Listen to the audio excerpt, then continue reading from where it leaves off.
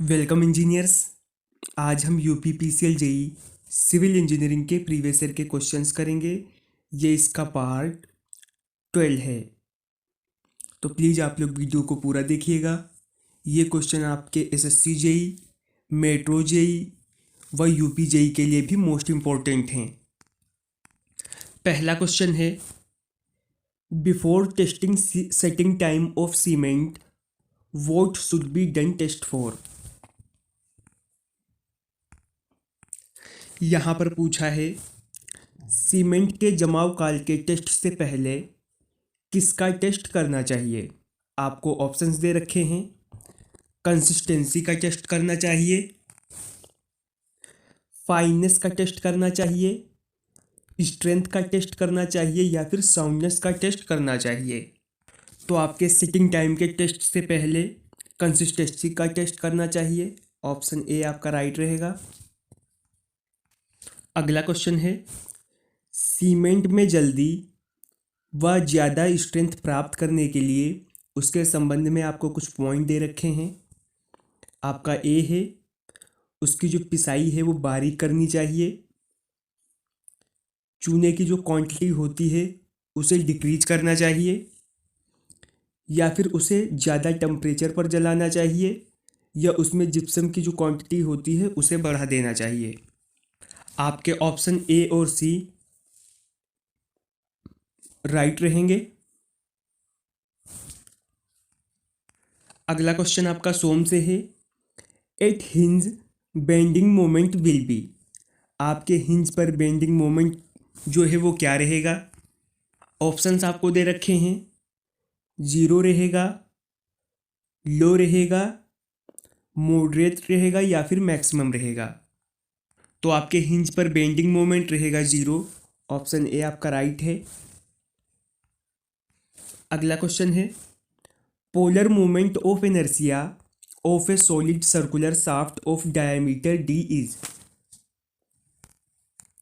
यहाँ पर आपसे पूछा है कि आपके एक डी व्यास की सॉलिड सर्कुलर शाफ्ट के लिए पोलर मोमेंट ऑफ इनर्शिया जो है वो क्या रहेगा। आपका ऑप्शन सी राइट रहेगा।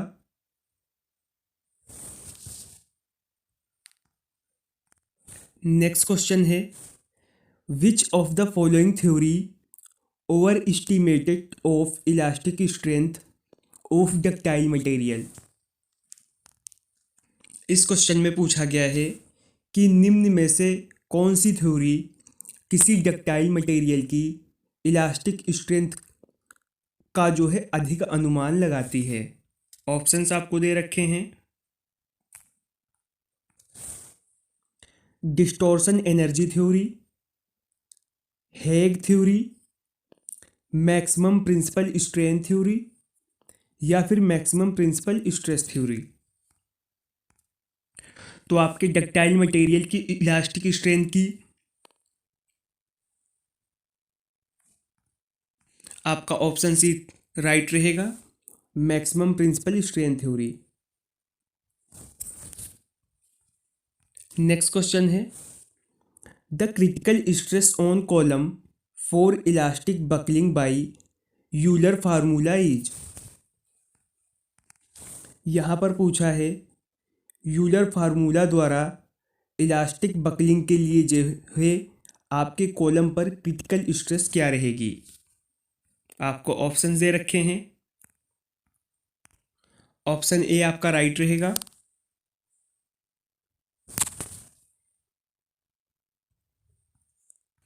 अगला क्वेश्चन हाइड्रोलिक इंजीनियरिंग से है, in all reaction turbine maximum efficiency is obtained if the.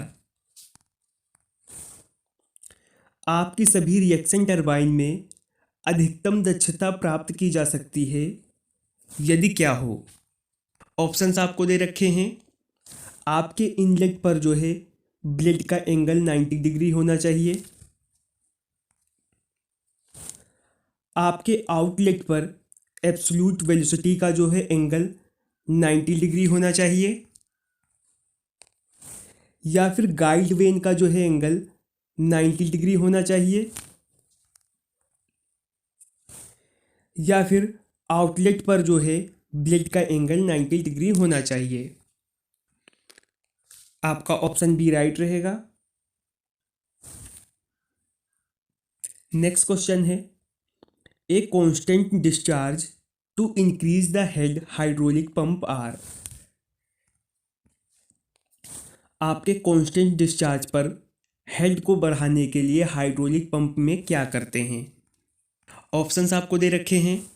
उन्हें एक सीरीज में कनेक्ट करते हैं, या पैरेलल में कनेक्ट करते हैं, या सीरीज और पैरेलल दोनों में कनेक्ट करते हैं, या फिर कनेक्ट नहीं करते हैं। ऑप्शन ए आपका राइट रहेगा। अगला आपका मोस्ट इंपॉर्टेंट क्वेश्चन है, formula for discharge A rectangular नोच इज। यहां पर आपसे रेक्टेंगुलर नोच से डिस्चार्ज ज्ञात करने के लिए फॉर्मूला पूछा गया है।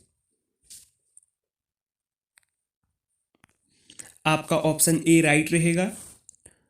2/3 CDB/2GH 3/2।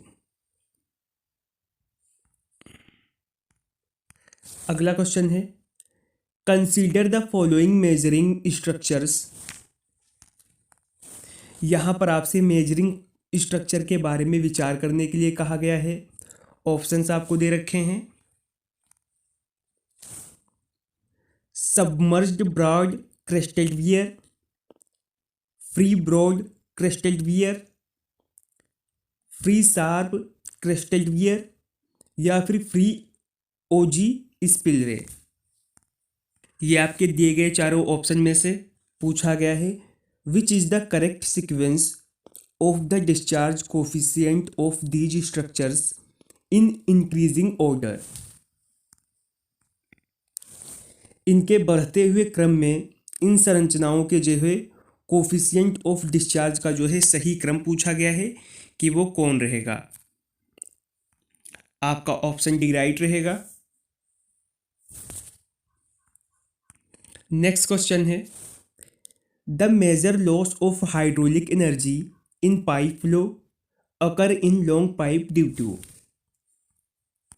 यहां पर आपसे पूछा है कि आपके लंबे पाइप में पाइप फ्लो में जो है हाइड्रोलिक एनर्जी का मुख्य लॉस किस कारण से होता है। ऑप्शंस आपको दे रखे हैं। सडन इनलार्जमेंट के कारण होता है, फ्रिक्शन के कारण होता है, सडन कॉन्ट्रैक्शन के कारण होता है, या फिर धीरे धीरे फैलाव या सिकुड़न के कारण होता है। तो आपके लॉन्ग पाइप में जो सबसे ज़्यादा लॉस होता है फ्रिक्शन के कारण। ऑप्शन बी आपका राइट रहेगा। नेक्स्ट क्वेश्चन है, water hammer pressure can be considerable reduce using. आपसे पूछा है कि किसका यूज करके वाटर हैमर प्रेशर को जो है काफ़ी हद तक कम किया जा सकता है। ऑप्शंस आपको दे रखे हैं। स्लो क्लोजिंग वाल्व का यूज करके, रैपिड क्लोजिंग वाल्व का यूज करके, या फिर स्लो और रैपिड क्लोजिंग वाल्व दोनों का यूज करके, या फिर none of the valve water hammer pressure को कम कर सकते हैं। ऑप्शन ए आपका राइट रहेगा।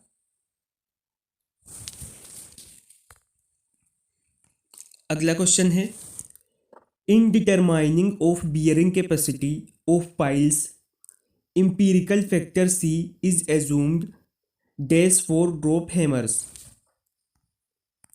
आपसे पूछा है कि पाइल की बियरिंग कैपेसिटी का पता करने के लिए इंपीरिकल फैक्टर C का मान जो है ड्रॉप हैमर के लिए कितना लिया जाता है। ऑप्शंस आपको दे रखे हैं।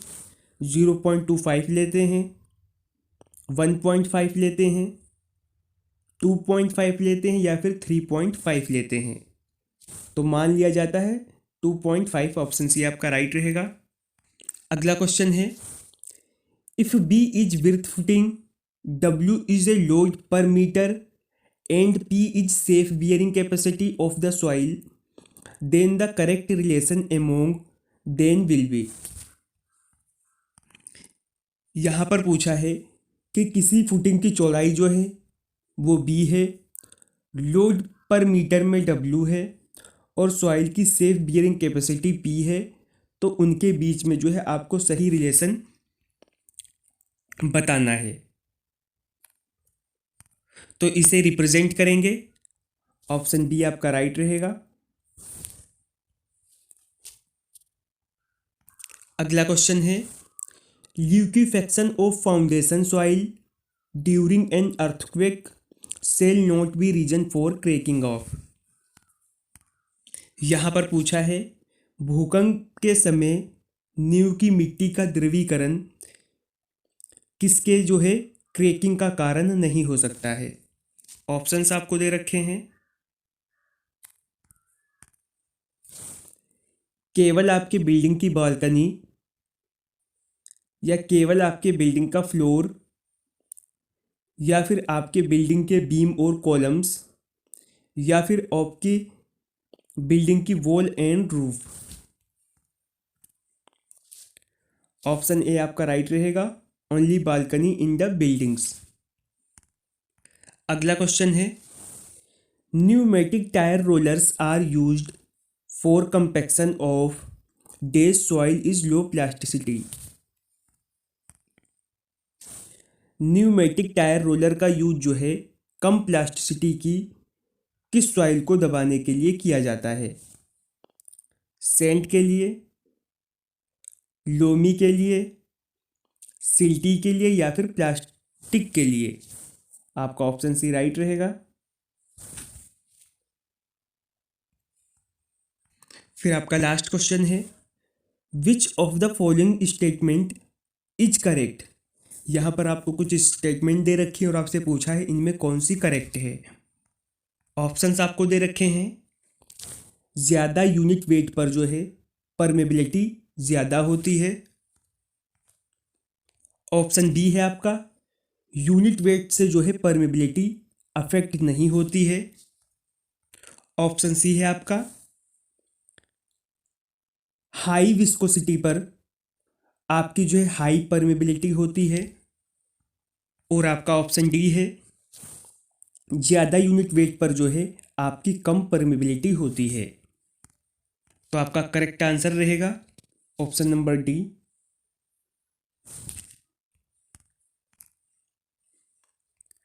तो आज हमने यूपीपीसीएल जेई सिविल इंजीनियरिंग के प्रीवियस ईयर का पार्ट जो है 12 कंप्लीट कर लिया है।